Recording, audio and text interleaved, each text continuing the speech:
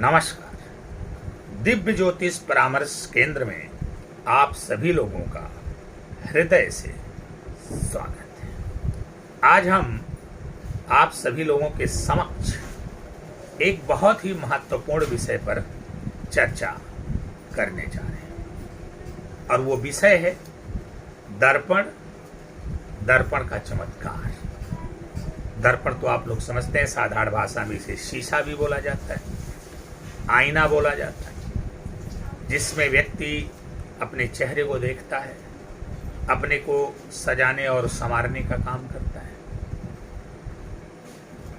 लेकिन ये जो दर्पण होता है वो किन ग्रहों का प्रतिनिधित्व करता है?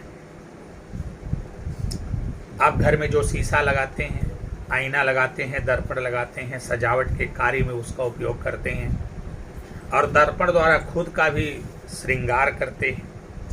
तो यदि सजावट की बात की जाए, श्रृंगार की बात की जाए, तो इस आधार पर जो दर्पण है ये शुक्र का भी कारक हो गया, क्योंकि शुक्र जो है सजावट है, शुक्र सुंदरता है, शुक्र श्रृंगार है, तो ये शुक्र का कारक हो गया। आइए बात करते हैं दर्पण की कुछ और विशेषताएं हैं। जैसे दर्पण सूर्य का जब प्रकाश पड़ता है तो ये चमकता है, सूर्य के प्रकाश का परावर्तन करता है। साथ ही साथ इसमें प्रतिबिंब बनता है।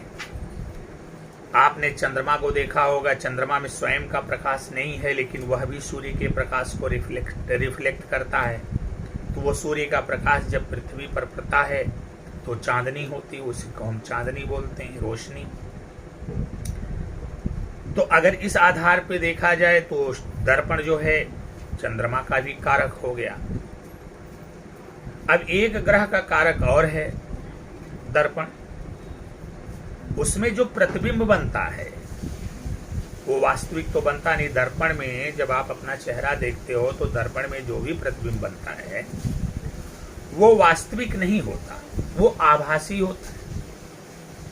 और कोई भी चीज जो वास्तविक नहीं है, आभासी है, छाया है, वो राहु है।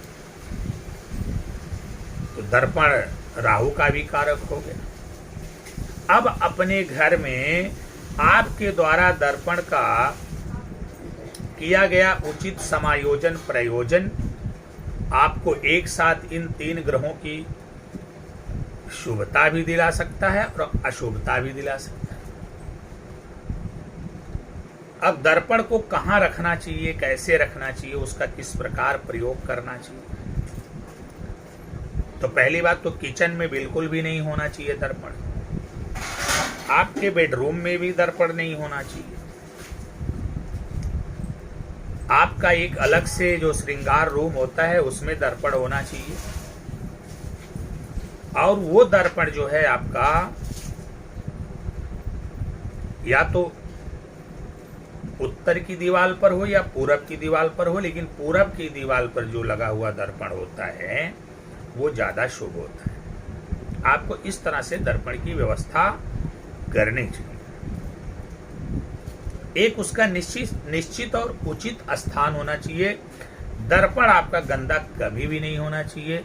यदि दर्पण कहीं से गंदा हो गया है तो उसे साफ कर लें, और यदि कहीं से क्रैक हो गया, टूट फूट गया है, तो निसंदेह उसे एक ऐसे स्थान पर रख दें जहां पर कि मतलब किसी अन्य को नुकसान ना हो, उसको बाहर कर दें। दर्पण का उचित समायोजन, दर्पण का उचित प्रयोजन आपके जीवन को सुख समृद्धि खुशहाली से भी भर सकता है और आपके जीवन को मुसीबत में भी डाल सकता है। आपकी ये तीनों ग्रह बिगड़ जाएंगे यदि दर्पण का प्रयोग आपने सही प्रकार से नहीं किया। तो फिर एक बार इस बात को दोहराते हुए कि दर्पण कभी भी आपको रसोई घर में नहीं रखना है, दर्पण को कभी बेडरूम में भी नहीं लगाना चाहिए। दर्पण को आप एक अलग स्थान पर करिए।